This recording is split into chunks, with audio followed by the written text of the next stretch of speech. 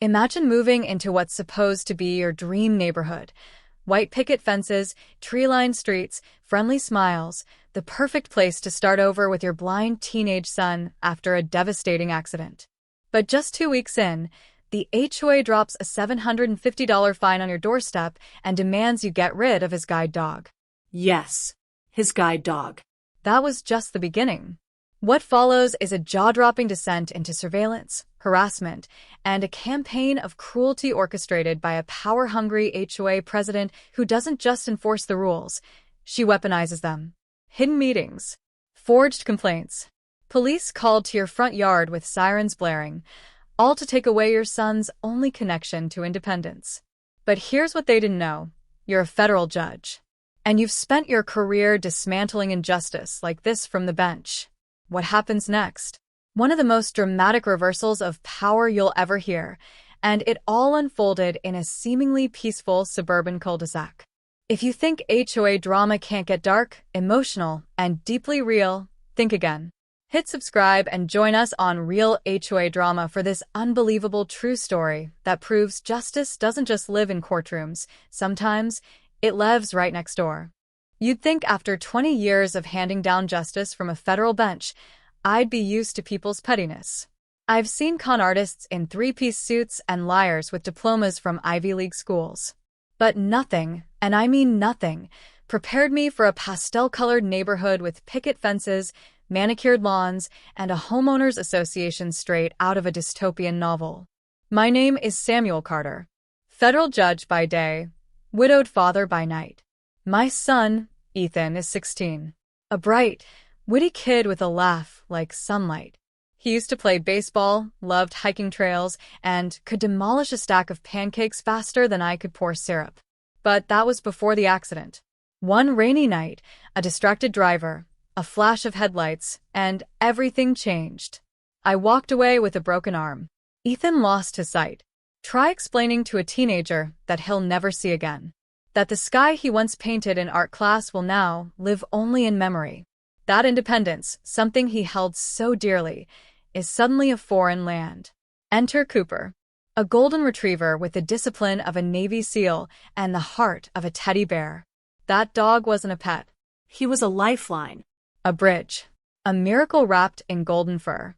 When Ethan met him, the fog began to lift. Cooper guided him not just through streets and doorways, but back into the world. Wanting a fresh start, I sold our old place and moved us to Pine Grove Estates. It looked like something out of a brochure. Tree-lined sidewalks, top-rated schools, and neighbors who waved like they practiced it in the mirror. The realtor boasted about the tight-knit community and pristine standards.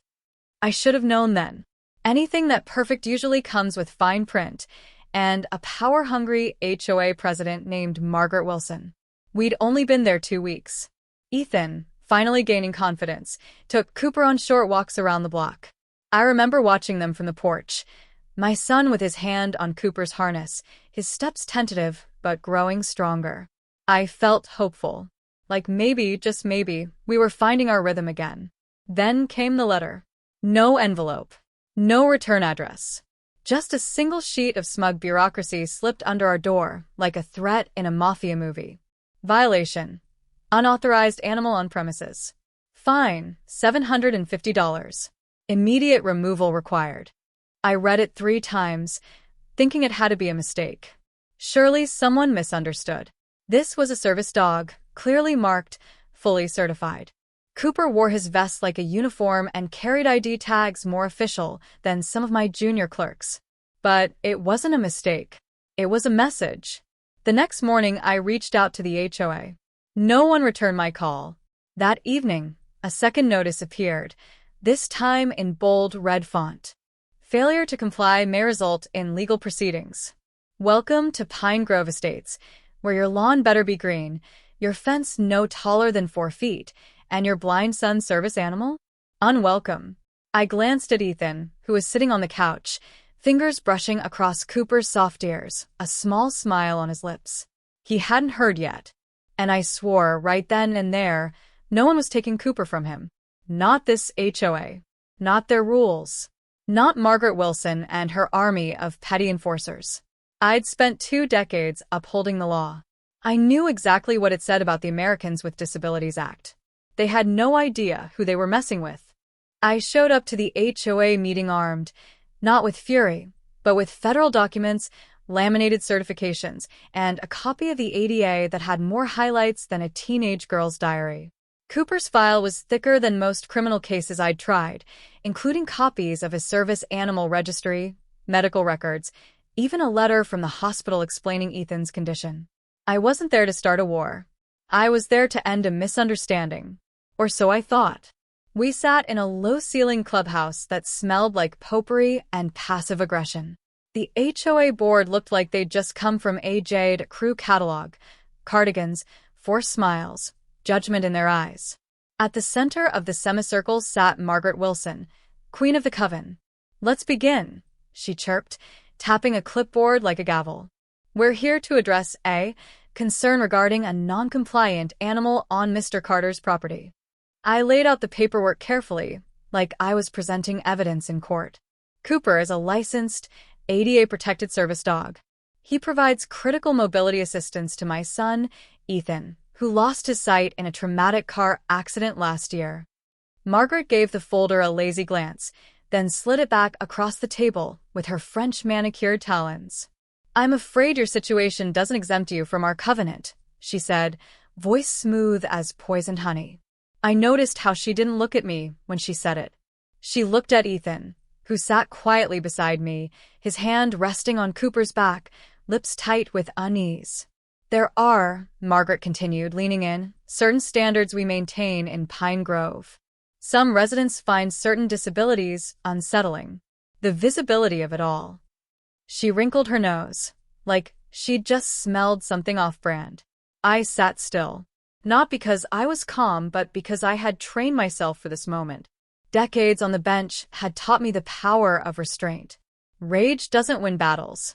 Evidence does. "I understand your concerns," I replied evenly. "But the Americans with Disabilities Act clearly protects service animals. Federal law overrides HOA policy." One of the younger board members, a man who looked like he'd rather be anywhere else, glanced up. "Wait, are you?"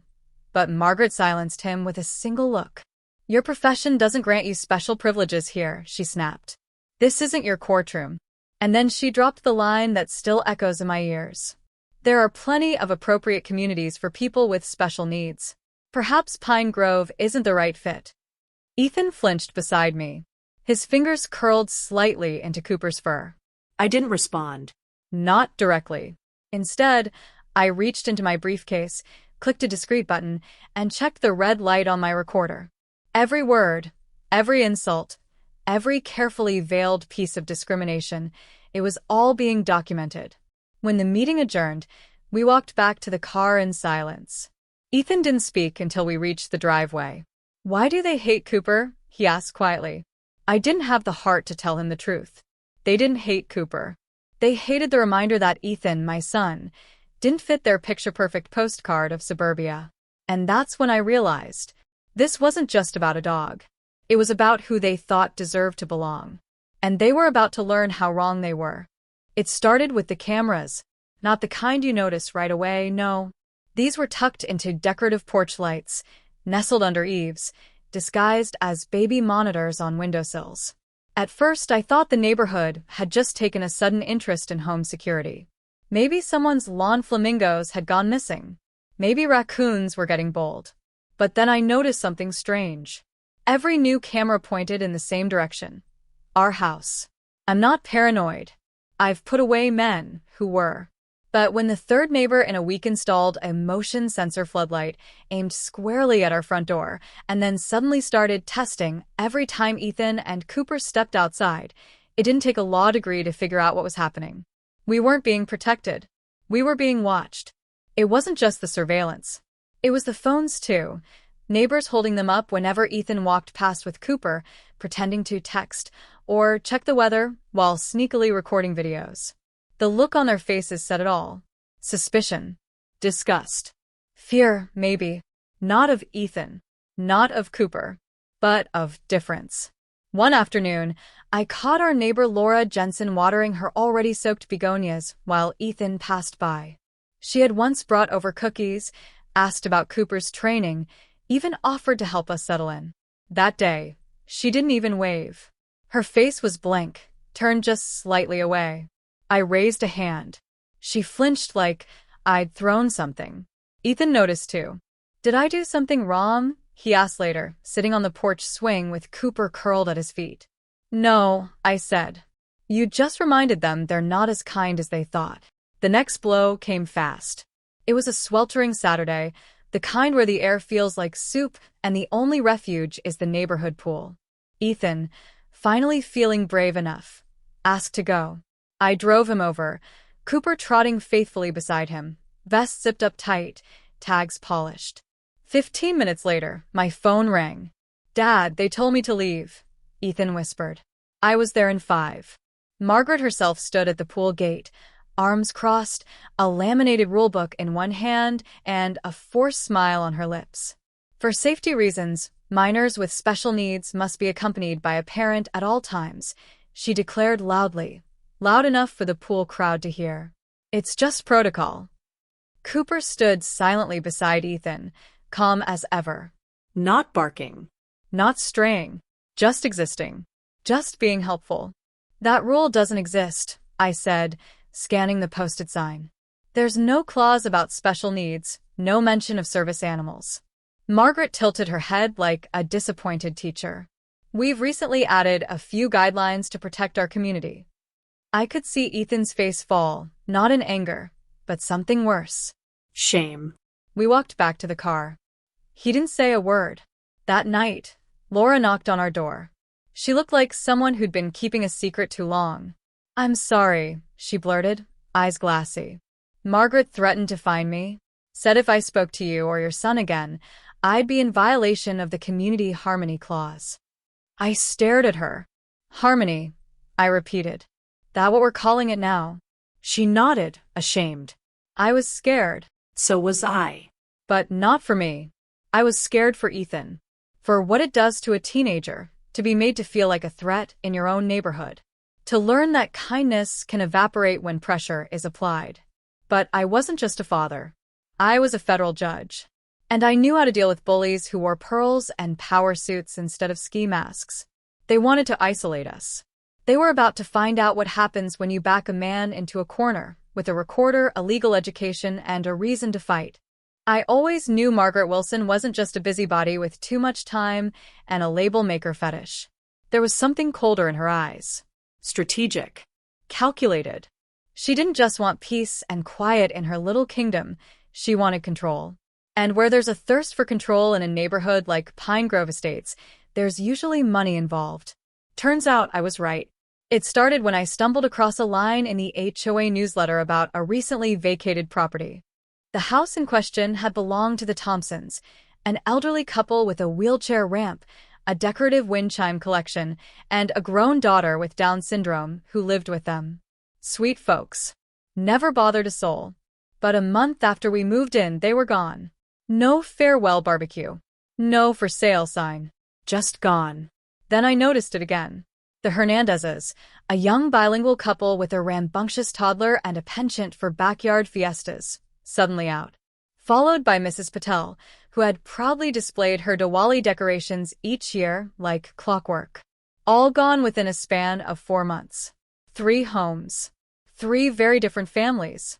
One thing in common, they didn't fit Margaret's image of Pine Grove. Curiosity turned into investigation. I may not flaunt my job title, but I know how to dig. Public records, property databases, business filings, it's all just a few keystrokes away if you know where to look. And what I found? Well, Margaret Wilson wasn't just running the HOA. She was flipping it. Under a different name, WMW Properties LLC, she'd been purchasing homes flagged for persistent violations, buying them at a steep discount after families either gave up fighting or were buried in fees. And guess who signed off on most of those violations? That's right, Margaret. From there, WMW would make cosmetic upgrades, slap on a fresh coat of community-approved beige, and resell the homes at premium prices to hand-picked buyers who fit the profile. The profit margins? Disgustingly healthy. What she'd built wasn't a community. It was a gentrified machine that spat out anyone inconvenient, people with disabilities, large families, cultural traditions, medical needs, and turned their exit into revenue. I shared my findings with a few trusted neighbors. The reaction? Fear. Whispers. Glances over shoulders. Shaky voices asking me not to mention their names. She fined us $500 because my mother's wheelchair ramp wasn't aesthetically pleasing, one said. They called animal control on our dog 3 times after we hung prayer flags, said another. We were told our adopted kids didn't reflect the neighborhood values, a third whispered. Everyone had a story, but no one dared stand up.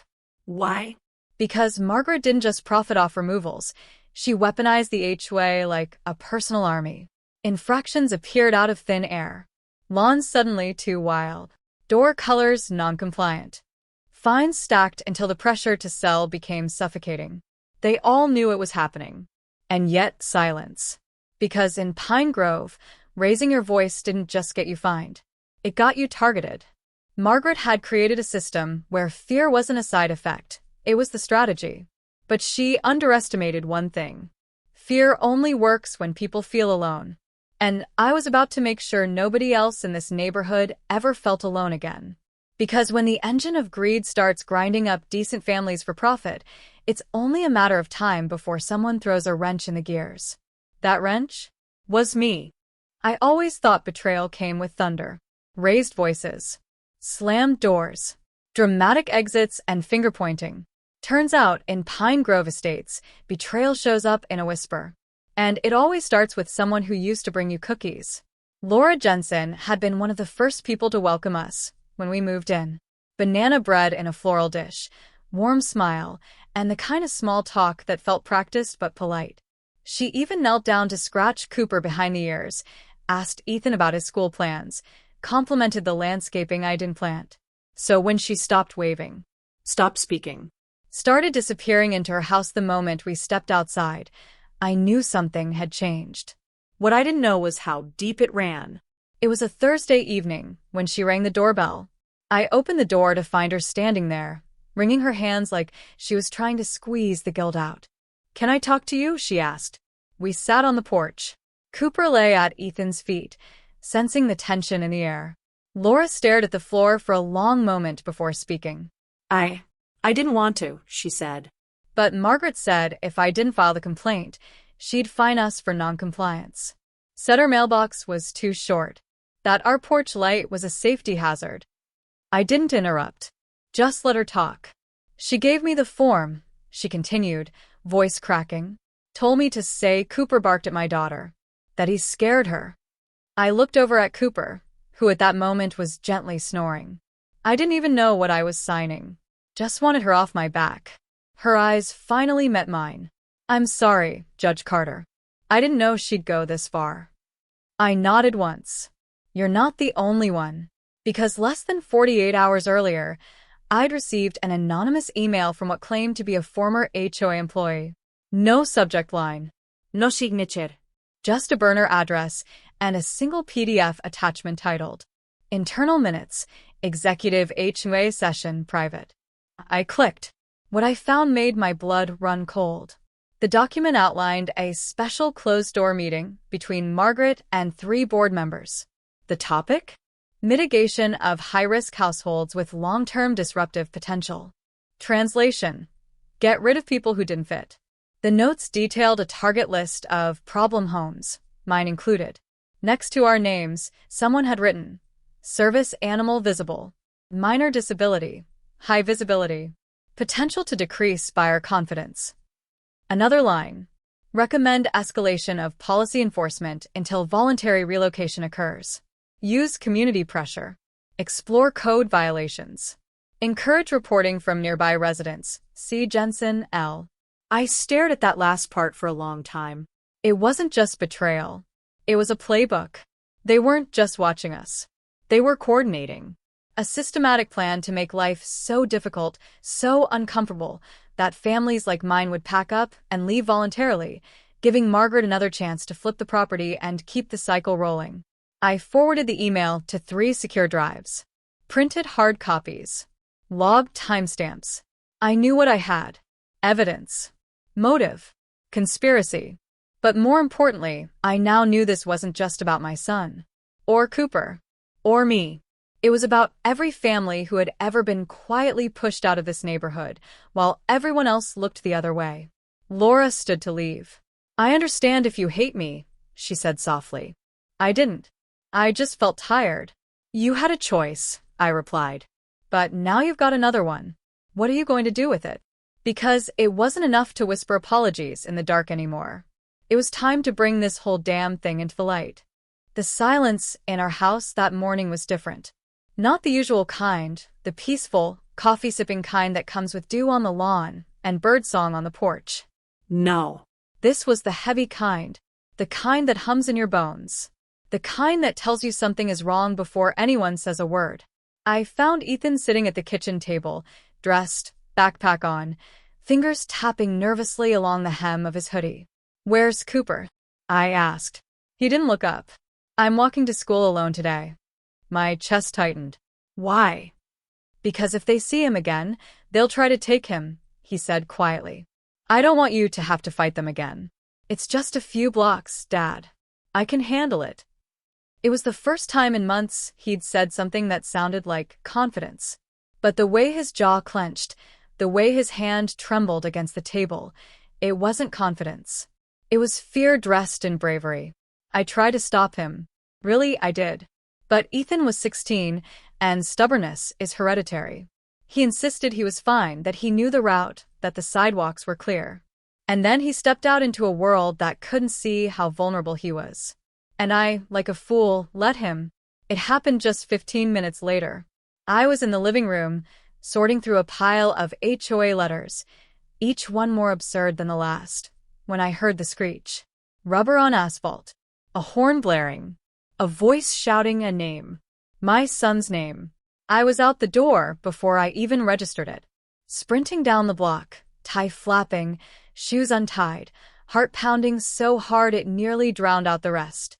I turned the corner and saw him, Ethan, standing frozen on the edge of the curb, white cane dropped in the gutter, face pale, body shaking like a leaf in a storm.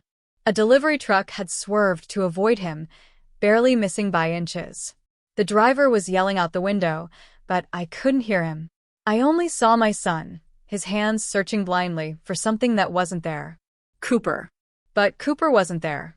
Because my son was too scared to bring his guide dog outside. Because an HOA with no soul had convinced him that his lifeline was a liability. I ran to him, wrapped my arms around him, before he could collapse. "I'm okay," he whispered, but the crack in his voice betrayed him. "I thought I was on the crosswalk. I miscounted the steps. I didn't mean to." "It's okay," I said, though it wasn't. Not at all. Later that night, after I tucked him into bed, yes, even at 16, because sometimes trauma resets time, I walked into my office, turned on the desk lamp, and opened a drawer I hadn't touched in years. Inside was a file marked Federal Civil Rights, ADA violation cases. I opened a new folder. Pine Grove Estates versus Carter. Then I began to build the case. Not out of revenge. Not even out of anger. Out of necessity. Because this wasn't just about HOA fines or nuisance rules anymore. This was about a blind teenager too terrified to use the one thing that made his life bearable. This was about a child who could have died because a group of suburban overlords decided a dog vest clashed with their lawn ornaments. I printed every letter, backed up every recording, time-stamped every conversation. Margaret wanted a war of attrition? She'd just earned a federal lawsuit. And this time, I wouldn't be the judge. I'd be the father fighting like hell to make sure no other kid would ever have to choose between safety and acceptance again. I was right in the middle of a multi-state commerce dispute, 3 hours into a hearing filled with corporate jargon, overpriced lawyers, and enough paperwork to kill a rainforest, when my clerk entered the courtroom with a look I'd only seen once before, the day my wife died. "Judge Carter," she whispered, her voice tight, "it's your son. He's on the line. Says it's an emergency." I excused the room with a calmness I didn't feel and stepped into chambers. Picked up the receiver. My hand was steady. My heart wasn't. "Dad, Ethan's voice crackled on the line. They're here. The police. And animal control. Margaret's saying Cooper attacked someone. They're trying to take him. I could hear chaos in the background, voices raised, a dog whining, my son's breath coming in sharp, panicked gasps. Stay calm, I said, already grabbing my coat. Put Cooper on his lead. Show them his vest and ID. Do not let them take him without documentation. I'll be there in 15 minutes. I didn't ask permission. I didn't explain. I walked back into the courtroom, gavelled the session into immediate recess, and walked out, leaving a room full of stunned attorneys wondering what had just happened. First time in my entire career, I left the bench mid-case. And I didn't feel 1 ounce of regret. I tore through the city, like a man possessed, tires screaming at every turn. And with every red light I cursed, one truth burned brighter. This wasn't a misunderstanding. This was a setup. Margaret Wilson had finally played her endgame. And it was dirty. I'd later find out she'd called an emergency HOA meeting the night before, announced a sudden vote on dangerous animal regulations, then slipped a note into the community newsletter, delivered to everyone except us. She knew I'd be in court. She knew Ethan would be home alone. And she knew the exact pressure point to press. Cooper. I arrived to flashing lights, nosy neighbors filming like it was reality TV, and Officer Bryant standing beside his patrol car, rear door open, Cooper halfway inside. Ethan was on the lawn, white cane flung aside, face streaked with tears, reaching blindly for his dog. Margaret stood tall in the center of the crowd like she was unveiling a statue in her honor. The dog lunged at the Peterson boy, she announced loudly. We've had concerns for months. Just because the child is blind doesn't mean we should ignore community safety. Her words sliced through the air, like venom. Mrs. Peterson stood nearby, her son hiding behind her skirt, looking more confused than scared. A prop in someone else's performance. He growled at my son, she added meekly, glancing sideways at Margaret like she was asking for approval. Cooper was on my left the whole time. Ethan cried, struggling to explain. He doesn't bark. He doesn't even move without a command. But no one was listening. Not yet. I stepped forward, my voice cold and sharp. Officer, I said, under what statute are you seizing a licensed service animal? Bryant shifted uneasily. We had a report of aggressive behavior toward a minor. Protocol requires. Any evidence? Any witnesses? Any history of complaints upheld? He faltered. No physical contact was reported, but Margaret cut in, all righteous indignation. This is what happens when we allow special treatment. First dogs, then who knows what kind of people move in next. That was it. I took a breath, slipped off my coat. Underneath, my federal ID badge hung around my neck. My name is Samuel Carter. I'm a United States federal judge. The crowd hushed. Margaret paled. And what you've done here today? I continued, voice rising, is criminal discrimination against a disabled minor and an illegal seizure of a federally protected service animal. Every second this continues is one more count against this HOA. Officer Bryant froze. I didn't know, he stammered. Now you do, I said. Release the dog. Immediately. Cooper leapt from the car and ran straight to Ethan, who collapsed around him, sobbing into his fur. And as I looked around at the stunned faces of neighbors, the HOA board members suddenly pretending to check their phones, and Margaret Wilson's smugness crumbling into panic, I realized something. They thought they'd cornered us. They forgot. We had teeth. And I was just getting started. The neighborhood had never been so quiet. Cooper was halfway into the back of the patrol car, tail low, ears flat, unsure whether he was being punished or just part of another human mess he didn't understand. Ethan stood on the lawn, arms stretched into empty air, tears streaking down his face like he was trying to reach not just his dog, but the last shred of safety he had left. That's the image I walked into. My son, blind and helpless. My son, who had endured more in 1 year than most people do in a lifetime, was being punished for the crime of existing in the wrong neighborhood. And my patience? It broke. I walked slowly, deliberately, past the hedge line, and into the scene like a storm front in a tailored suit. I saw Officer Bryant look up, nervous now, sweat beading at his temple. "Sir," he started. "I can explain." "You will," I said calmly. "But first, open the door and release that dog. I need to verify." I didn't let him finish. "My name is Samuel Carter, federal judge, Eastern District Court. This," I said, reaching into my coat and producing my ID, "is a licensed service animal protected under Title II and III of the Americans with Disabilities Act. What you are participating in is an unlawful seizure of a medically necessary mobility aid." The badge caught the sunlight just right, enough for it to gleam like a sword drawn in court. Margaret's mouth opened. Closed. Opened again. "No one told us." "I wonder why," I said, turning to her. "Could it be because you deliberately scheduled an HOA vote while I was in court? Or because you forged a complaint about a child being attacked with zero evidence?" Neighbors began to shift. Whispers turned into murmurs. Murmurs into questions. Mrs. Patel, clutching her grocery bag, stepped forward. "She did the same thing to us," she said. "Fined us for our Diwali lights. Said they disrupted the aesthetic." Mr. Rivera raised a hand. "She ticketed my mother's wheelchair ramp. Said it lowered property values." Then the Johnsons, an interracial couple with 3 adopted kids, spoke up. "She told us our children didn't match the community's visual identity. We didn't even know what that meant until now." The tide was turning. Fast. And Margaret? She knew it. She took a step back, lips tight, eyes scanning for an escape route that no longer existed. "This is getting out of hand," she hissed. "I'm withdrawing the complaint." I raised a hand. "That's not how this works," I said. "This isn't a library book you forgot to return. This is a civil rights violation, Margaret. A federal offense. You didn't just harass my son.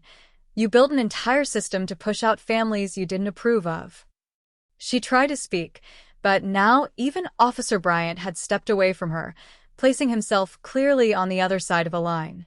"Judge Carter," he said with a stiff nod, "I'll file a corrected report. The dog is released." Cooper bounded out of the vehicle, straight into Ethan's arms. The moment their bodies met, you could feel something shift, not just in my son's posture, but in the entire crowd. Like everyone suddenly remembered this wasn't about dogs or rules or neatly trimmed hedges. It was about humanity. Margaret turned to run damage control. "Let's not make a scene. We're all neighbors here." "No," I said. "You don't get to hide behind the word neighbor after what you've done." I handed Officer Bryant a USB drive. "This contains 3 months' worth of documentation, voice recordings, emails, witness statements, all outlining a coordinated campaign of discrimination and harassment. I'm formally requesting the initiation of a federal investigation into the Pine Grove Estates HOA and its board of directors." Margaret froze. A few board members began backing away from her like she was radioactive. "You think anyone's going to care about a stupid dog and some overblown accusations?" she sneered. "No," I said.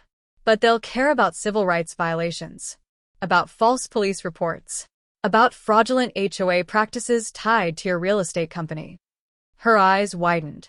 She finally understood. This wasn't a neighborhood spat. This was a federal case. And I was done playing nice. By the time the sun dipped below the rooftops, Margaret Wilson, the queen bee of Pine Grove, was no longer in control. The neighborhood she'd built on fear and quiet threats had just been handed a mirror. And for the first time in a long time, they didn't like what they saw. They called it an emergency community meeting. I called it a reckoning. By 6:45 p.m., the clubhouse, usually reserved for approved gatherings like wine tastings and HOA compliance seminars, was packed to the rafters. People who hadn't made eye contact with each other in months were now shoulder to shoulder, clutching coffee cups and printed copies of HOA bylaws, like they were about to storm the Bastille. Margaret arrived at 7:02, flanked by 2 remaining board members who looked like they'd rather be anywhere else: root canal, jury duty, the DMV. She walked in wearing her usual power blazer and that air of smug detachment that had carried her through a decade of rule by fear. She took the podium like it was her throne. "Let's all remember," she began, her voice syrupy and tight, "that this community was built on order, on standards, on mutual respect." "Tell that to the Johnsons," someone shouted from the back. Margaret blinked. "Excuse me?" They were fined for letting their adopted kids play in the front yard. "You said it was a disruptive visual." A few gasps rippled through the room. Mrs. Patel stood up next. "You said my Diwali decorations looked foreign and told me to keep my culture inside my home. But last Christmas, the Andersons wrapped their house in enough lights to power Las Vegas and won Best Holiday Spirit." Then came Mr. Rivera. "You call my mother's wheelchair ramp an eyesore." She stopped visiting because she felt ashamed. More voices rose. "Our toddler was nearly hit by a car, but Margaret blocked our petition to build a small safety fence. She banned our prayer group from using the clubhouse, but the country club mixers went just fine. She told me to reconsider letting my son bring his friends over too often. Said, too many boys of color at once could raise suspicion." It was like a dam bursting. People didn't raise hands, they raised hell. And Margaret? She stood frozen, like a deer in the headlights of the truth. Then, a man in a blue button-down quietly stood near the side wall. "I was on the board," he said. "I resigned last year. Couldn't stomach it anymore." The room fell silent. Margaret explicitly told us to target homes that disrupted the visual harmony of Pine Grove. She said disability was a hard sell for future buyers. She instructed us to push fines, encourage complaints, and, her words, not mine, make them want to leave on their own. Margaret sputtered. "That's slander." That's when I stepped forward. "I don't think so," I said, opening my laptop and connecting it to the clubhouse projector. The first video was audio only, Margaret, in a board meeting, saying the words, "Certain families aren't a good cultural fit for Pine Grove." The second, an email chain discussing how to legally tighten the noose around my family using HOA regulations. The third, a grainy cell phone clip of her telling Officer Bryant to make it look official, just get the dog out of sight. I didn't need to say anything after that. The room erupted, not in chaos, but in purpose. Someone called for a vote, not just to remove Margaret, but to dissolve the entire HOA board. The tally? Unanimous. Every hand in the air. Even the two board members flanking her. One actually scooted his chair away, like she was contagious. Margaret stood alone. No allies. No power. No escape hatch. Her empire of fear had crumbled under the weight of truth. And the silence that followed wasn't awkward. It wasn't hesitant. It was cleansing. For the first time since we moved to Pine Grove, I looked around that room and saw something I hadn't seen before. Neighbors. Not pawns. Not spectators. People. Standing together. Finally awake. It didn't take long for the consequences to catch up with Margaret Wilson. Within a week, she was booked and fingerprinted at the local precinct for filing a false police report and conspiring to violate federal disability protections. Her mugshot hit the local paper with a kind of poetic justice you don't see often. Same blazer, same smug smile, now paired with a number plaque and a very real list of civil suits being filed faster than HOA fines at a holiday barbecue. But the real story wasn't about her downfall. It was about what rose in her place. Pine Grove Estates didn't just change, it transformed. A temporary governance committee was formed within 48 hours of the emergency vote. Residents, real residents, the ones who brought soup to sick neighbors and helped you jump your car battery, volunteered to create new bylaws rooted in transparency, inclusion, and actual community values. Gone were the vague rules about visual harmony and aesthetic standards. Instead, every regulation now had to pass one simple test. Does this serve all residents, or just a few? The community center, once locked up for approved events, opened its doors wide. Yoga classes shared space with cultural dance nights. Potlucks featured samosas next to mac and cheese. Kids ran freely. Wheelchair ramps were installed, not hidden. And in the middle of it all was my son, Ethan Carter, founder of the Youth Disability Awareness Coalition of Pine Grove. He held his first meeting on a rainy Saturday with 4 teens and a box of donuts. 2 months later, he was mentoring a dozen young people on accessibility rights, inclusion, and, perhaps most importantly, courage. The same courage he'd shown when everything tried to take it from him. Cooper became something of a local celebrity. Kids drew him in chalk on the sidewalks. Seniors brought him biscuits during his walks. Even the mailman started calling him Officer Cooper. No more suspicious glances. No more whispered complaints. Just smiles. One day, someone asked me why I hadn't pursued maximum penalties. Why I didn't sue Margaret into the ground or push for the harshest criminal outcome. I told them the truth. I could have destroyed her. But I didn't move here to win a war. I moved here so my son could have a home. Justice, after all, isn't always about retribution. Sometimes it's about restoration. About proving that even a place as broken as Pine Grove could be rebuilt if people were willing to face themselves. 6 months after Margaret's arrest, the neighborhood held its first ever community unity walk, organized by none other than Ethan. Flyers went up. Routes were planned. T-shirts were printed with the slogan, "Walk with all, leave no one behind." And on a sunny Saturday morning, the streets filled. People came in wheelchairs, on roller skates, pushing strollers and walkers. Cooper wore a little vest that read, "Honorary Grand Marshal." A jazz band played at the park.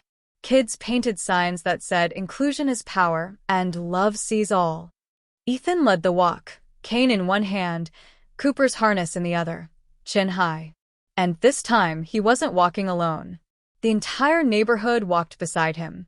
As I stood on the porch watching that moment, watching my son stride down the same sidewalk where he'd once been shamed, I felt something deeper than pride. I felt peace. Mrs. Davidson, our elderly neighbor, stood beside me with a soft smile. "Judge Carter," she said, "you didn't just clean up this neighborhood, you saved it."